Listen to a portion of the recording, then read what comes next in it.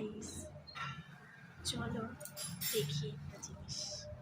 এখন রাত 9টা 6, ঠিক আছে? বাকি হচ্ছে, চলো দেখে আসি। ওমা, কি রান্না করছো এত রাত্রেবেলায়? মাংস মাংস রান্না করছি। মাংস তুমি যে বললে কালকে রান্না করবে। এখন আমার খেতে ইচ্ছা করেছে, মাংস খাবো না? যত তুমি তো বললে যে কালকে রান্না করবে, না, তাহলে কাল বলে কিছু নেই, যা করব এখনই। রাত্রেবেলা এত 10টার সময় সবাই ঘুরে পড়েছে, তুমি এখন রান্না করবো? কখন খাবো? কেউ ঘুমায়নি, তুই আর আমি জেগে আছি। আর সবাইকে দেখিয়ে দাও কেমন করে রান্না করছো। এই যে মাংস, চুন, কাঁচা লঙ্কা, আলু। চলে যা।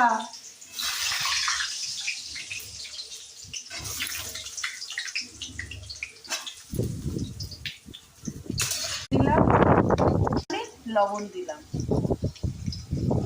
আলুটা এবার তুলে নিচ্ছি। দেখ, লাল লাল করে ভেজেছি। মশলাগুলো যে ছিল, আদা, একটু পেঁয়াজ দিয়েছি, কাঁচা লঙ্কা, একটু শুকনো লঙ্কা ছিল না, মিক্স করলাম, করে মশলাটা বেটে নিলাম। তেজপাতা, শুকনো লঙ্কা, একটু জিরে ফোড়ন দেব। এগুলো ভেজে নিলাম, নিয়ে এইগুলো একটু তুলে রাখবো, নাহলে মাংসের মধ্যে কষানোর সময় গলে যায়। এগুলো দিয়ে দিলাম, কিছু বেটে দিলাম, তাতে মাংসটা খুব ভালো লাগবে। জিরের গুঁড়ো, ধনের গুঁড়ো, হ্যাঁ ভিজিয়ে রাখতে হবে, ঠিক আছে? গুঁড়োটা দেব, গোলমরিচের গুঁড়ো দিয়েছি, ভালো করে ভেজে নিলাম।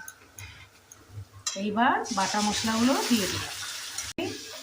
বাটা মশলাগুলো একটু ইয়ে করে নেবো, এরপরে দেবো জিরে ধনের গুঁড়ো। এখন না, একটু কষাবো।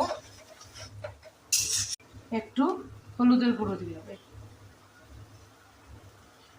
মাংসে তো হলুদ দিইনি, তো ধুয়ে রেখেছি। যতক্ষণ না এটার তেল না বেরোবে ততক্ষণ কষাবো, কিন্তু তার মাঝখানে জিরে ধনের গুঁড়োটা দিয়ে দিলাম। এবার কষাবো। এবার আলু আর ওই জিরে ভাজা তেজপাতাটা দিয়ে দিলাম।